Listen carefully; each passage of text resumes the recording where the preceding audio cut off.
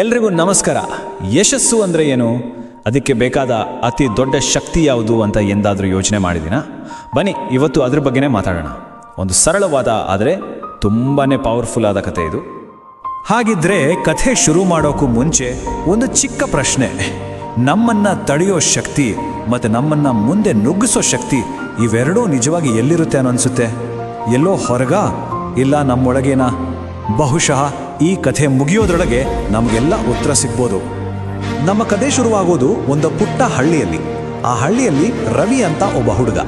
ಅವನ ಮನೆ ತುಂಬ ಬಡತನದ್ದು, ಆದರೆ ಅವನ ಕನಸುಗಳು ಮಾತ್ರ ಆಕಾಶದಷ್ಟು ದೊಡ್ಡದು.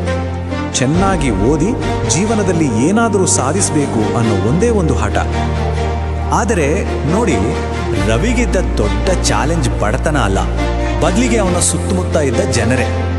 ಅವನನ್ನು ನೋಡಿದವರೆಲ್ಲ ಒಂದೇ ಮಾತು ಹೇಳ್ತಿದ್ರು, ನಿನ್ನ ಕೈಲಾಗಲ್ಲ ಕಣಪ್ಪ, ಇದೆಲ್ಲ ನೀನು ಯಾಕೆ ಬೇಕು ಅಂತ. ಇಂಥ ಒಂದು ಸಮಯದಲ್ಲಿ ಅವನ ಗುರುಗಳು ಹೇಳಿದ ಒಂದೇ ಒಂದು ಮಾತು ಅವನ ಇಡೀ ಜೀವನದ ದಿಕ್ಕನ್ನೇ ಬದಲಾಯಿಸ್ಬಿಟ್ಟು.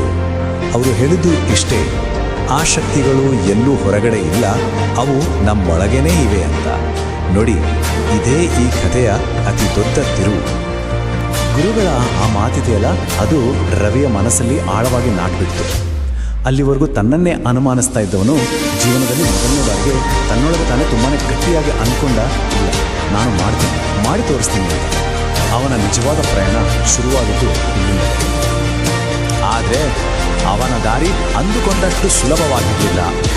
ಒಬ್ಬೊಬ್ಬ ಪ್ರತಿದಿನ ಬೆಳಿಗ್ಗೆ 4 ಗಂಟೆಗೆ ಏಳಬೇಕು, ಆಮೇಲೆ ಬಸ್ ಹಿಡಿದು ಶಾಲೆಗೆ ಹೋಗಬೇಕು, ಸಂಜೆ ವಾಪಸ್ ಬಂದು ಮನೆಗೆ ಸಹಾಯ ಮಾಡೋಕ್ಕೆ ಏನಾದರೂ ಕೆಲಸ ಮಾಡಬೇಕು, ಆಮೇಲೆ ರಾತ್ರಿ ಎಲ್ಲರೂ ಮಲಗಿದ ಮೇಲೆ ಕೂತು ಓದಬೇಕು.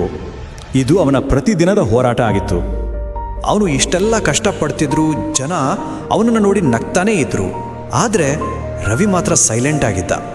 ಯಾಕಂದರೆ ಹೊರಗಿನ ಆ ನಗುವಿನ ಸದ್ದಿಗಿಂತನೂ ಜೋರಾಗಿ ಒಂದು ಧ್ವನಿ ಅವನ ಒಳಗಡೆ ಕೇಳಿಸ್ತಾ ಇತ್ತು.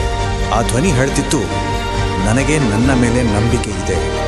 ಸರಿ, ಹೀಗೆ ದಿನಗಳು ಉರುಳಿದ್ವು. ರವಿ ಪಟ್ಟಿದ್ದ ಎಲ್ಲ ಕಷ್ಟಕ್ಕೆ, ಅವನ ಸಮರ್ಪಣೆಗೆ ಫಲ ಸಿಗೋ ಸಮಯ ಬಂದೇ ಬಿತ್ತು. ರಿಸಲ್ಟ್ ದಿನ. ಆ ದಿನ ಹತ್ರ ಬಂದ ಹಾಗೆ ಎಲ್ಲರಿಗೂ ಒಂದು ರೀತಿ ಕುತೂಹಲ, ಏನಾಗುತ್ತೋ ಏನು ಅಂತ.